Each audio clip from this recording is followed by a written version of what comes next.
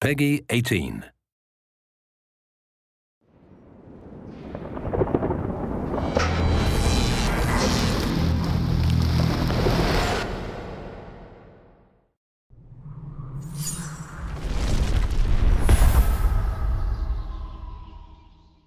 Dating all the way back to the very first Mortal Kombat, I actually worked in an arcade at the time. I remember coming into work and hearing the sound of people going, oh, ah, you know, making these loud screams and yells and cheers because they were seeing something they had never seen before. The reason fatalities appeal to so many people is these brutal, over-the-top things that, you know, most people never even want to think of doing to someone they know, or even to someone that they don't know. Fatalities are awesome in that it's a perfect way to end a match. It's a good way to show that you dominated or your defeated opponent. It's a final punctuation mark that, okay, I just kicked your ass, and now I'm gonna humiliate you even more. What makes the fatalities awesome, I think, is the sense of humor to them.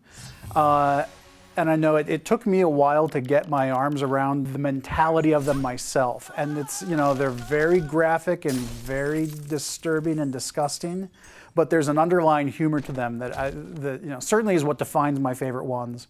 And it was kind of what made them enjoyable to work on for me. It was you know, finding that humor and kind of bringing that out, you know, graphically and visually.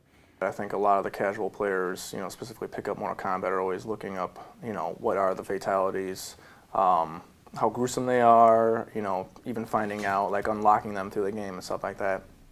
And I really think, you know, this game around, I think we really took it to a whole new level. Initially, we, you know, we try and come up with a brainstorming session, kind of get some ideas, we'll like think about stuff, and then we kind of all get together, meeting the other designers, and go through, kind of bounce ideas off each other a little bit, and kind of formulate one really great idea out of all of us. And from there, we do a couple practices, try to figure out the timing, things like that. We go in the studio, we shoot the actual motion. From there, we take the data, process it, get it into the computer, exaggerate it well beyond whatever we shot so that we get like this really great performance with all the gruesome, brutal things that people come to expect from Mortal Kombat.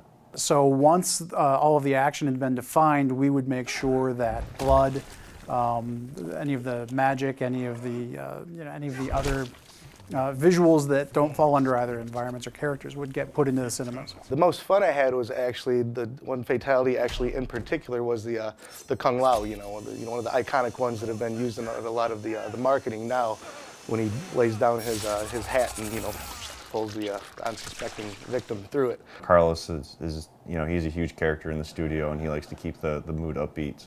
The best part that I love about these fatalities is I get to beat up on Rick O'Mara, and he also gets to, you know, perform his fatalities on me. I actually remember when we were shooting the Cabal fatality where the victim falls on the hook swords, and you had Tony supporting Carlos as Carlos is falling over, and it was just hilarious because when you look at the raw data up on the screen, you don't see Tony there, so he fell and it looked so perfect. It was hilarious.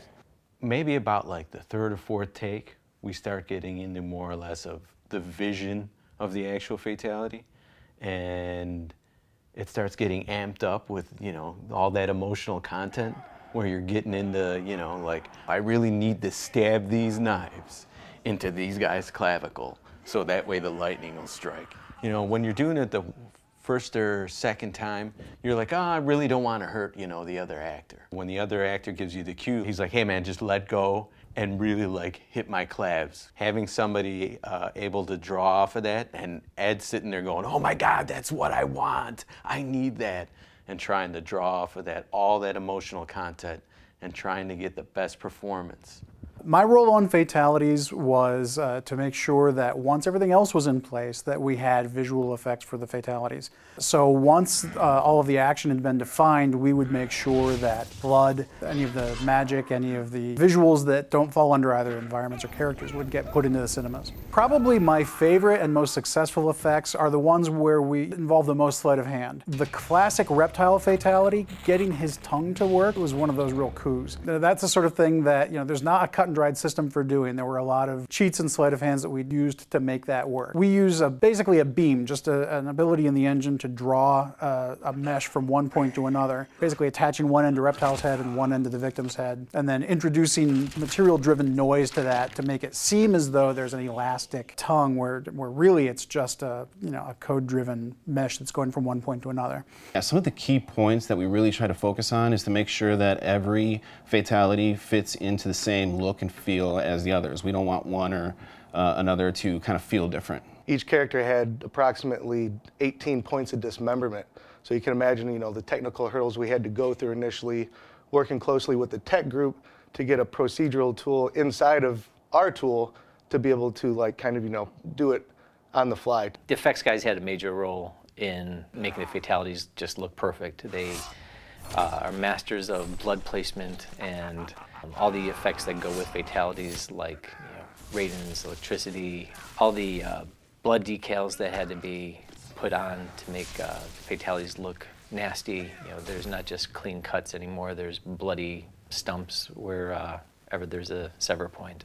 Every fatality had its own challenges, ranging from just making the blood look good, and blood from the outset is a tricky thing to get right. Fluids and liquids are a difficult thing to do in particles. It's even more difficult to do in real time when we don't have the ability to render something, when we have to do a graphic that will update 60 times a second. And so even just the rudiments of getting the liquids to look good had its own challenges. One of the really cool things was at E3 this year and a bunch of the other trade shows, we got to see some of the stuff that we thought of and came up with, and we weren't sure how well it was going to translate. I thought it was cool, but then during the demos we did, the first time we showed fatalities, we showed this trailer of a bunch of the fatalities together, and we had people standing up and clapping for moments of things that I came up with, like Sector's fatality, for instance, when all the missiles come out and blow up all the body parts. People just going nuts for that. A lot of people were cringing, and I think that's kind of maybe when we started, or going in the right direction here.